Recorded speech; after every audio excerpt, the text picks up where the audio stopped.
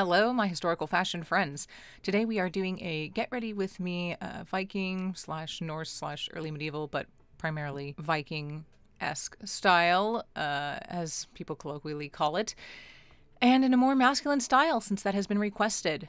So here we have me starting off with my linen smock or shift, or basically just a tunic. That's my underlayer. It's my first layer that's being held closest to the skin. And the linen helps to absorb body oils and sweat and is very good at minimizing odors. There may have also been something like similar to braise underneath. I'm not wearing those.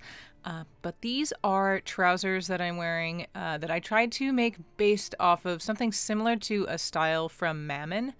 I'm linking in the description a article that I looked at, and this has a drawstring because these were actually made for my husband to be able to wear to Ren Fair and stuff like that, and I wanted it to be easy for him to put on, and so it's probably not 100% historically accurate, but it's a pretty good approximation to something similar in length and shape, and the construction is basically like 3 rectangles that are attached. There's a smaller one in the middle. And then I'm wearing a second layer of linen tunic, which is going to be in between my underlayer and the overlayer. And this is just for additional warmth here in our situation for our Viking character, Norse character. We are having a cool day, so we're wearing multiple layers.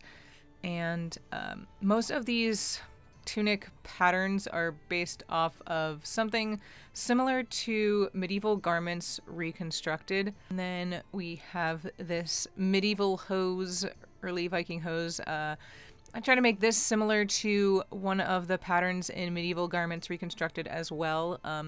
The area where it attaches at the foot and the ankle is a little bit different, but it is similar also to other styles from the similar time period, and our hose is going to get pulled up. And actually, these trousers are supposed to be a little closer to ankle length, and they are on my husband. So I am about 3 inches taller than him, so on him the trousers are ankle length, but on me they're not, and my body proportions, I'm a larger percentage of legs than he is, so I would make these a little longer if I were making them for myself.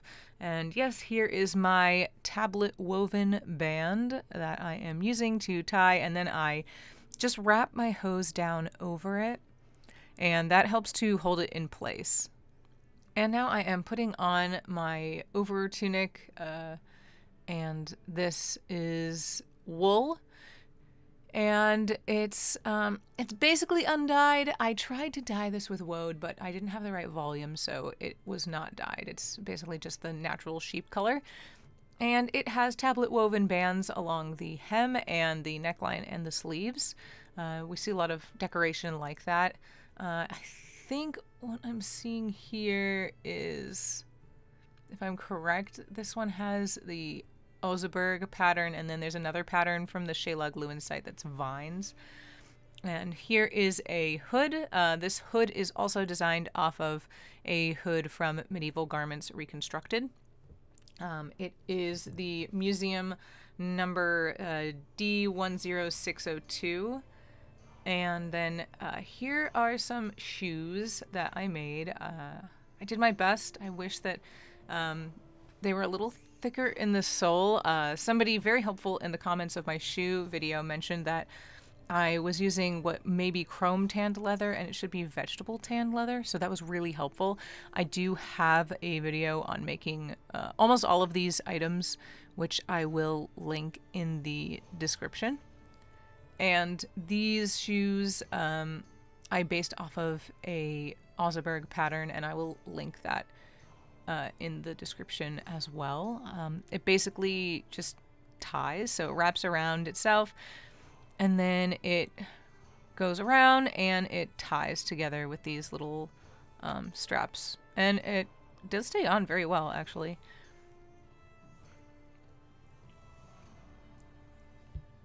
Okay, and now I am putting a tablet woven belt on. People may or may not have necessarily worn a tablet woven belt, but I quite like wearing a belt when I am wearing a lot of my medieval or Viking or just any interpretation historically, because you could do stuff like add this little purse. And a lot of times also there may have been another layer over top that actually had slits in the side, and then you would actually have your purse underneath. This prevented theft. And then here I am doing my best approximation of what how I think someone maybe would have put on these wraps. Now, I do know that a lot of wraps had these like metal hooks, which I don't have. So I'm not using any metal hooks. And this is actually kind of not 100% the right thing because it should be a lot longer.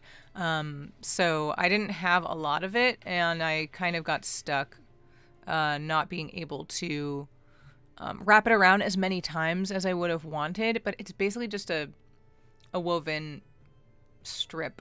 This is a plain weave. Most commonly I've seen some sort of more like a chevron or diagonal type weave. I'm not sure if chevron's the exact correct term, but it's sort of like the triangles. Yeah, so if you're getting these, I would recommend purchasing from some sort of verified seller or weaving your own, because this is actually just a wool trim that I'm using here. I don't have real leg wraps, and it wasn't long enough. So, yeah, definitely use something longer. And then they do sell these sort of small metal hooks that you can, if you've ever had like a bandage that you wrapped around yourself and they have those little hooks, it's something almost similar to that. And then this hat is based off of museum number D10610 from the Medieval Garments Reconstructed. These gloves are also based off of a pattern from like a museum site.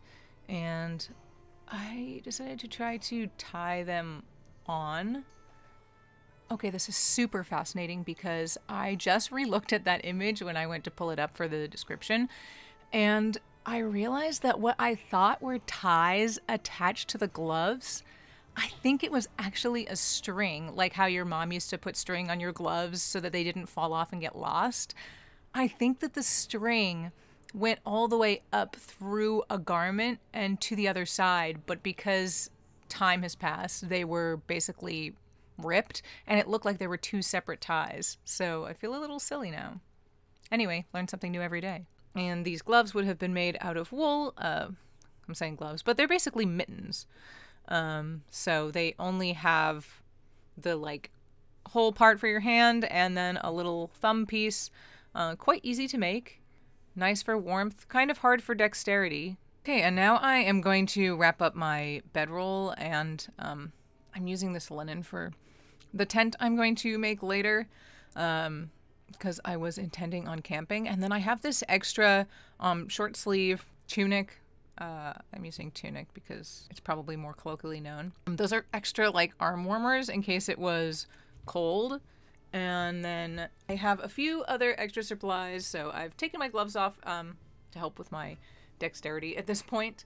But basically I'm packing everything inside of my bedroll, and then I'm just going to put my gloves here into my little pouch for easy access. And all I'm going to do is basically fold the sides in, and then I am going to roll it up, and I will secure it with my leather. This is like a leather strap, and I also have a tablet woven band, and then I can just throw it over my shoulder and be on my merry way.